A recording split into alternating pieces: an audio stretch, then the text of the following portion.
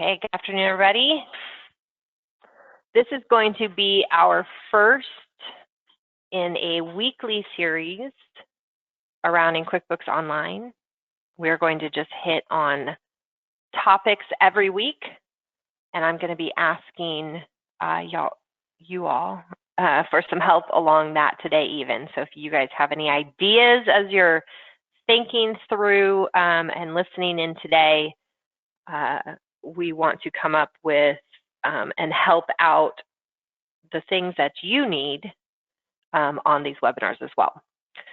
So I'm Marjorie Adams. I'm the CEO of Fourlane.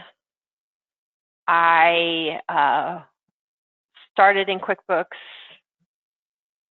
I don't know when, long. I think I got a 25-year marker, but I don't know if I've really been doing it for 25 years. But I've been in using QuickBooks for a long time. QuickBooks Online obviously was newer to all of us. Now, we say newer, it's been over a decade, right? So we have been doing QuickBooks Enterprise mainly for a number of years. And my background is in manufacturing. So inventory is my jam, that's what I like to say. So you will definitely hear some things in here around inventory. What we do here at Fourlane is we basically break QuickBooks. We make it do things that people didn't expect it should be able to do. And then we also always focus on the end result, right? So if you are, and I'm saying this not because I'm trying to sell Fourlane, but because I'm trying to help you understand what we're going to be doing in this webinar series, which is look for that end result, right? So when we put inventory into the system, what happens? If we are trying to get to an end result of, seeing a build assembly happen in QuickBooks Online, which is not a feature of QuickBooks Online, how do we make that happen? How can it happen in QuickBooks if we were to have this happen in QuickBooks? Okay, so how do we use the system, manipulate the system to get to our end result without going to an outside app?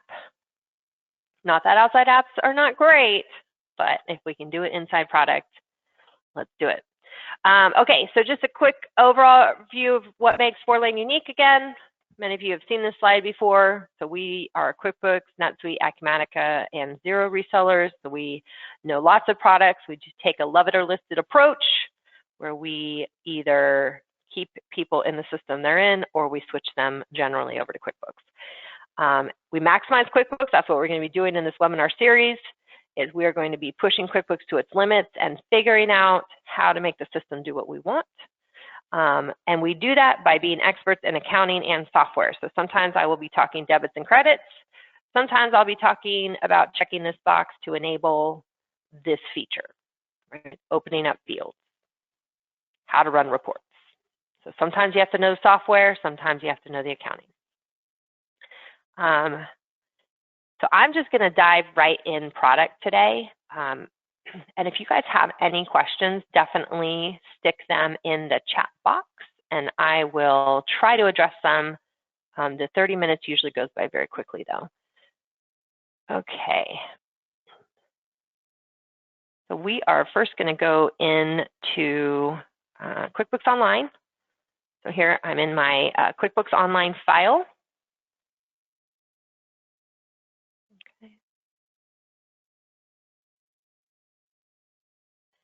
And I'm sorry, I was just looking at a question. Jerry, it said, is there a CPA available? I think, do you mean CPE? I'm not sure what you mean by that. I am not a CPA personally, no. Okay, so we're talking about inventory today, right? So the first thing I want to do is come down here into products and services and take a look at setting up a new inventory part. Okay. So come in here and we set up an inventory part. We can give it a name, Part A. You have a SKU number. I'm not going to go into detail about setting up inventory. That's not what the point of this is. But what the point of what we do have a point of is what happens, right? Because we're looking at what is the financial impact when I do something in QuickBooks. Okay?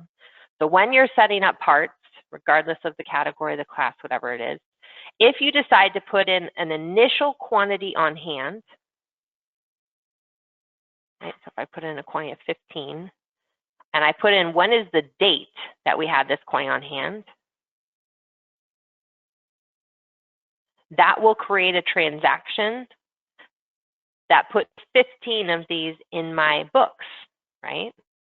So I have to be aware of the impact of this, and we're going to look at it in a minute. So this is not just entering a list item. This will have financial impact if you put this down below here. Next, we choose the inventory asset account. So when we purchase inventory, right, we have a credit to our accounts payable and a debit to this account. Whatever account we choose here, we have a debit to that account. And then when we sell the inventory, we credit this account to relieve that inventory. And we're going to look at that a little bit here on the transactions. The next one that's important is the sale of inventory. The sales account that inventory hits is great for revenue, right? But it's not the debits and credits of inventory itself, right? So this is how much did we sell it for, but not the movement within like the purchase and then the relief onto cost of goods sold. So this account I don't really care too much about today. Down in the purchasing section, the cost field here matters quite a bit. And you'll see that when we go and see the transaction that is created based off of this setting up this list item, because I put an initial coin on hand, that cost matters. And then the expense account, which always has driven me crazy, because we should not be putting inventory against an expense account ever, right? We should be putting it against a cost of goods sold type of account.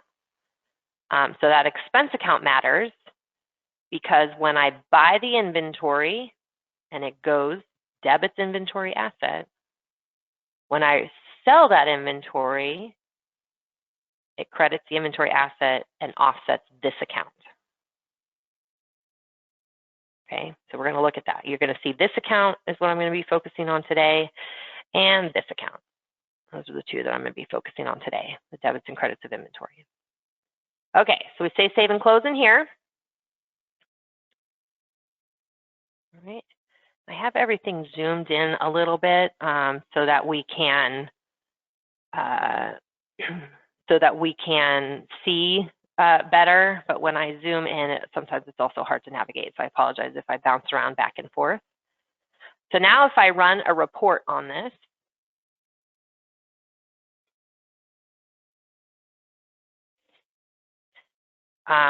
you can see here that I have a transaction that happened. I just created this item. Why do I have a transaction that happened? Well, it's because we said that we have quantity on hand of 15, so it has to make an adjustment. It has to have a transaction to get the quantity to 15. Okay. So the transaction type here, you can see, is inventory starting value. The transaction number is start. The description, it says part A, opening inventory value, great. Quantity is 15, rate is 25, and the amount is $375. Okay. So we have to understand that when we put in a quantity and a cost, it pulls from the cost rate field, it will create a transaction in here.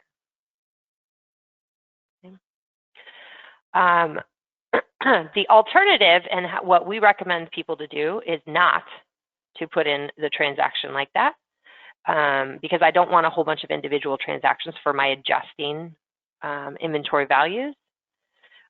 What we recommend doing instead is when we set up the item, let me come in here to product services again. When we set up the item, and we say new, when you're in this initial coin on hand, you say 0. right? There are 0 on hand. And then that way, there is not an adjustment that's made. And then you can either do an inventory quantity adjustment, which is not super helpful, but what we usually do is we enter what we call a $0 bill to get those beginning quantities on hand. So we enter the bill. I say down below here in my item details that I have part A, 15 at a rate of $25, right? And then I can control the offset, because in the other one that we had, I couldn't control the offset that was happening.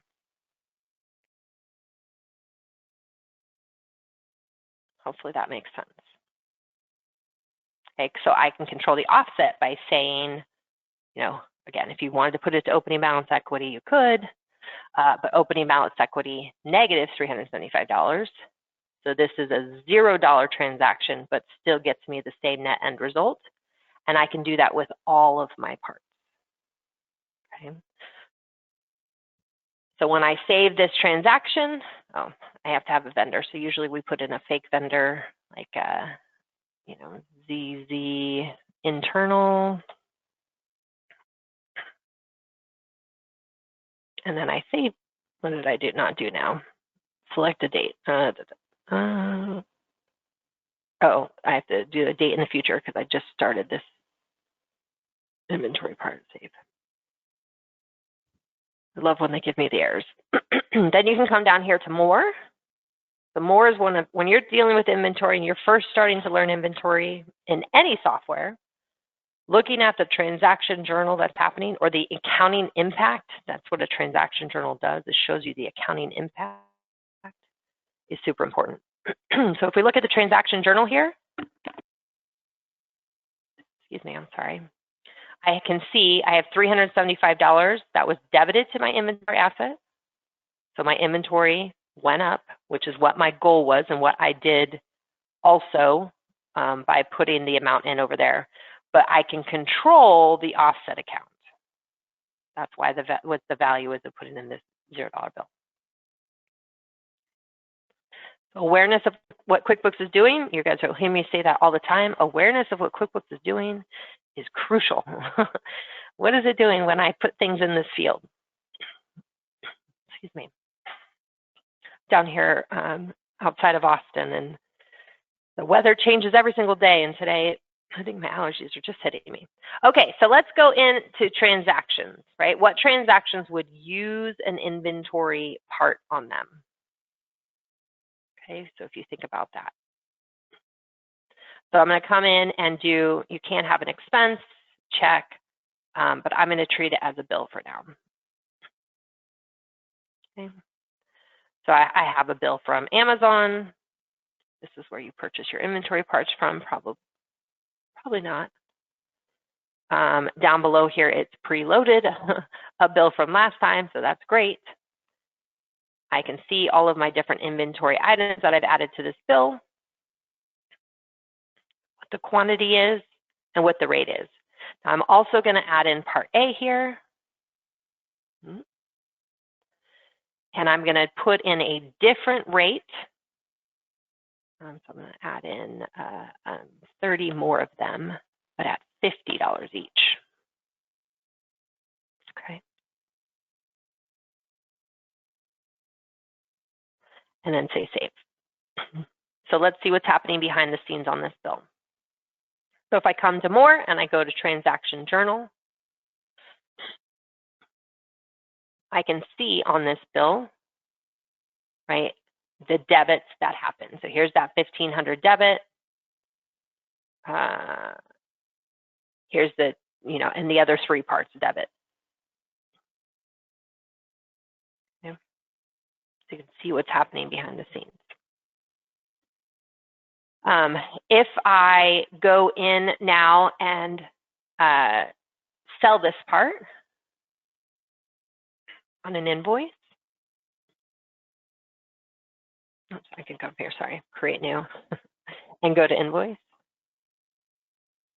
And I'm going to say I'm selling it to Fourlane. All the things get filled in. I always suggest using tab to go through fields, right? Because then it helps you to make sure that you do not miss any of the fields that you're supposed to be filling in. But I'm just going to come down here and sell part A. So quantity of 1. I'm going to sell it for $500. Great, great markup. And then say save. Okay, so this invoice was saved. Now, when the bill is entered in the system and saved, that is when inventory comes in. When the invoice is entered in the system and saved, that is when inventory goes out. Okay. A lot of times you'll hear people say relieved. At what point do you relieve inventory, right? At what point do you need to take the inventory off your balance sheet? The same thing will happen a lot of times too with customers where we say, at what point does it enter your inventory, right? Is it yours when it's on the boat on the way here? So do we have to have a separate location for boat because you need to have it there? Or is that just considered a prepayment against your inventory until the product gets here? Okay, so let's look at our transaction journal here. What happens behind the scenes? So we have our accounts receivable account is debited for $541, and there's that $500, right, that I said I don't really care about. For this video, I don't care about this at all. Over on the side with the inventory asset, this is our relief of that one inventory part. And you can see it's at $25, even though it's on 421, because QuickBooks inventory is first in, QuickBooks Online inventory is first in, first out. So whatever the first inventory price I have here is, that's what it's going to relieve. And then the second one here that it shows is hitting that cost of goods sold. So at the point of sale, inventory goes down as the quantity on hand goes down, inventory goes down, and cost of goods sold goes up. So that relief is happening at the same time. Why this account is so important, the expense account that we saw set up at the item setup level, why that's so important is because at the point of sale, that's the account it's going to hit as well, right? So that expense account on the inventory item does not come into play until the item is relieved. So things to consider with that. If you're doing job costing, or you want to see like a profit and loss by customer, if you buy inventory for a customer, it won't hit your profit and loss yet. It hits your balance sheet only, right? We saw that on the bill. It goes to your balance sheet. So you won't be able to see that on the profit and loss for the customer until there is relief. Okay. So one of the things that our clients will do, same thing as I showed you before, a $0 bill, is they will also set up potentially a $0 invoice.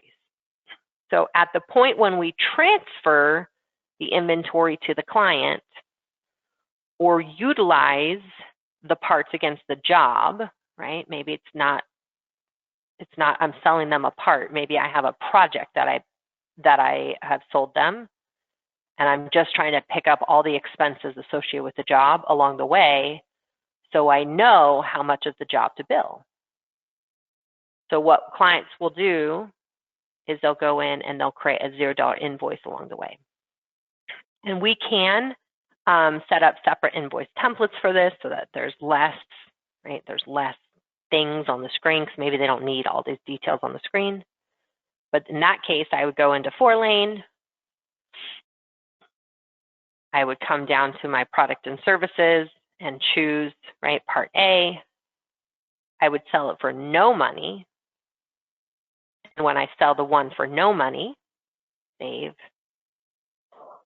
when I come into my transaction journal, it still hits that accounts receivable. Oops, refresh. It still hits that accounts receivable account, right? But it's for a $0 amount. And then it shows the relief of inventory. Okay. And it would associate that relief of inventory, that cost, with that job. So that's another way to relieve inventory against against the name, and not have a sale necessarily related to it. So good to know there. The last thing that I just wanted to show is I wanted to show on an invoice. I keep on doing that, going to here. I wanted to show on an invoice what happens when I buy over that 30, right? At first I received 15 in when I set up the item at $25 each, and then I received 15 in again when I entered that bill. Okay, so I had 30 at $25, and then I did an additional 30 at $50. I remember that. So if I so far have sold 2 of Part A. So what I want to do is I want to sell 1 more so that FIFO shows up basically in this transaction, because so far those first 30 are going to be sold at $25 each. The cost is going to be $25 each. Okay. So I'm going to pick up that I want to sell 29, because right now I should have 28 at $25 each, and then I have an additional 30 at $50 each. Hopefully everybody's following along with me. So Part A, $29 or 29 quantity. I'm going to leave the rate at 0 because I'm not focusing on the sales amount. I'm focusing on the debits and credits of the relief of inventory. And I'm going to go ahead and say save. So now behind the scenes, when we come in here to transaction journal,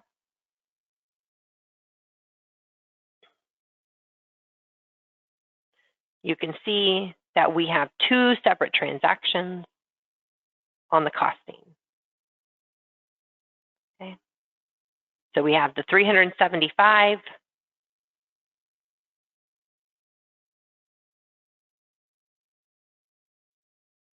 Trying to think of, and then we have the 700. So what they do is on the FIFO, they separate it. Right? They separate it into 4 transactions. So they show the rest of the relief as 1. And then they split out the secondary. Again, just awareness so that you can see what happens. Okay. All right. The last one that I wanted to show as far as transaction types is I wanted to show you an inventory adjustment and what happens there. So when you do an inventory adjustment, this is also a way to relieve inventory. Okay.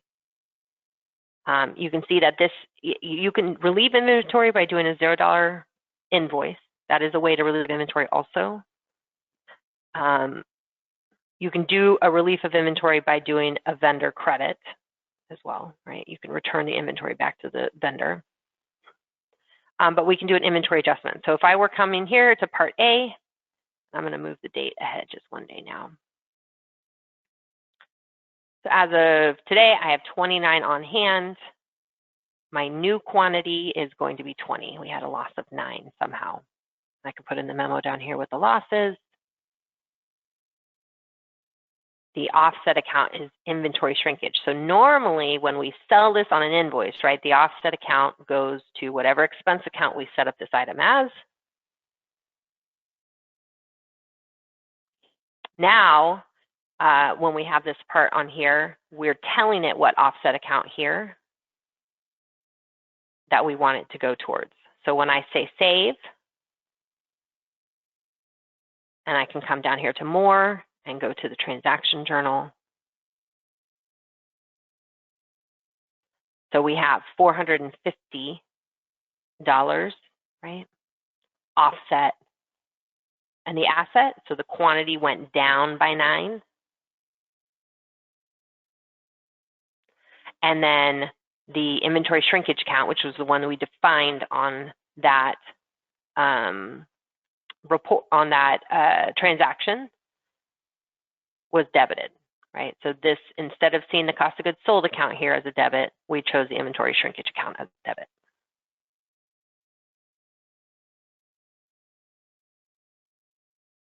Okay. All right. Those are the transactions that I wanted to look at with you guys today.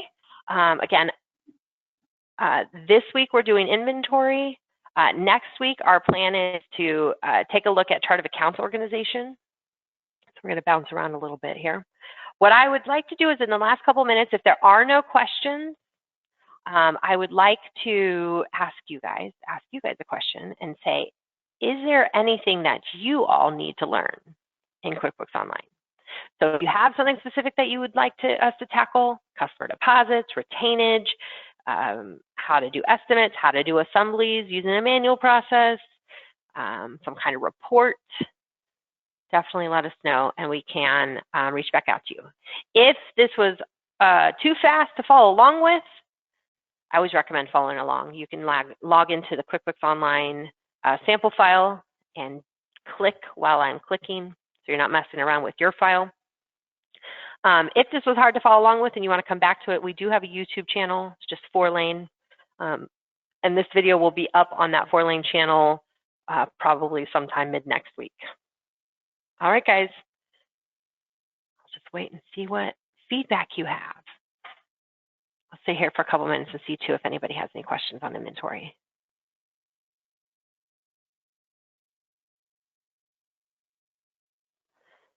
All right, I see. Love to learn about customer deposits. Credit card account integration. Good idea. How to apply credit card payments. Locations and inventory assemblies. Yay. Kristen's in with the inventory with me.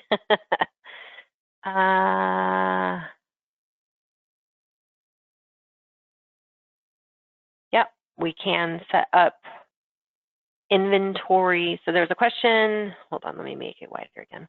There's a question, can we set up inventory for frames with different prices? So yep, you can set up, as lots of inventory items in here.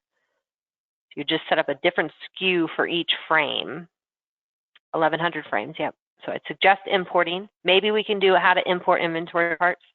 That would be a great webinar, how to import inventory.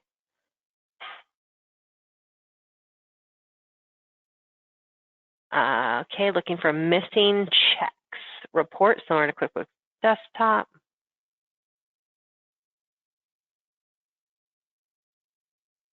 Oh gosh, applying vendor credits while paying multiple invoices. Yes, we know that issue. User permissions, great.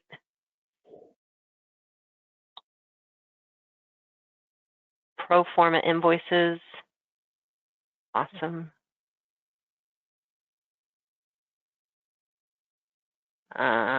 Purchase order tracking. Okay, yeah, awesome. Good ideas. We'll definitely, week by week, chip away at these. As I said, next week we're going to be doing, going back to a little bit of basics chart of accounts organization, which may seem kind of boring, but it's all about reporting, so definitely join in. All right, guys, you have my email address. If you need anything, definitely reach out. I hope you guys were able to learn a little something today, and I will see you next week. Thank you, guys.